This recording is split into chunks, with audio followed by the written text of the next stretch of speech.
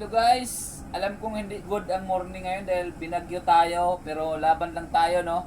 So ito nga pala yung dala natin ngayon dahil sira yung unit natin. Yun, palitan ng injection pump daw dahil ano, namamatay na siya.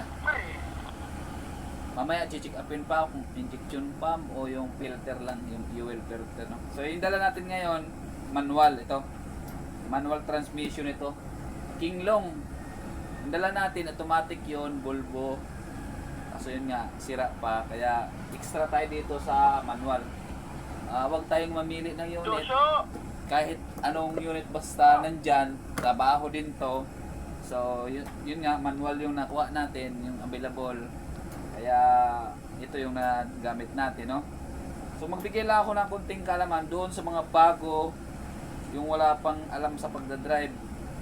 Yung mga matatagal na dyan, yung mga luma ng driver dyan, panoorin nyo na rin yung video ko at i-share mo na rin para makatulong tayo sa mga gustong matutong mag-drive, para magkaroon sila ng idea kung paano mag-drive, di ba? Siyempre pag wala ka pang experience sa pagdadrive ng bus o kahit anong sasakyan, mangangapa ka talaga paano mag-drive, di ba? So yung cambio nito, Primera, Segunda, tapat-tapat lang yan. Tapos yung Tercera dito sa bandang gitna, tapos taas, tapos baba naman yung Kwarta, Quinta, dulo, sagad, sabay tulak sa taas.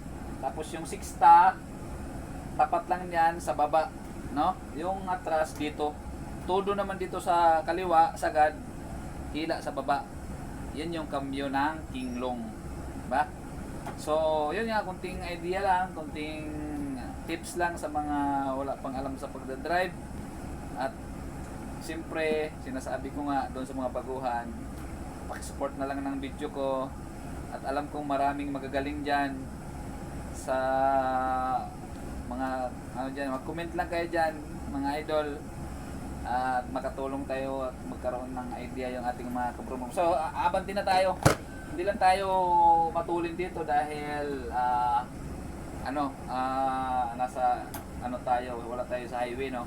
So Primera muna tayo siyempre. Primera. Yan, Primera. Huwag natin pilitin yung cambio natin na halimbawa matigas, no. Huwag natin pilitin isaksak yung cambio dahil kapag tumunog yan, ibig sabihin yan, huwag natin ipilit dahil masisira yung cambio natin. Kapain lang natin pagpasok, dandahan lang, at saka yung clutch, alalay lang, no? Pag Primera naman, kahit kunting gulong lang yan, pwede mo nang i-cambio ng ng Segunda. Dahil ang kailangan lang naman sa Primera, para lang yung transmission niya hindi mapuwersa, no, kung biglayin mo ng Segunda. So, abanti na tayo. Naka-Primera tayo, no? Segunda, tapat lang yan. Yan, suabe lang ang pasok, di ba? O, malakas pa rin siya, di ba? Hindi naman yun nga, dito lang tayo sa airport, hindi tayo pwedeng kaya matulid. Mabagal lang ang takbuhan dito, guys. So magsakay tayo ng pasahero. Sakay tayo ng pasahero, Yan, neutral.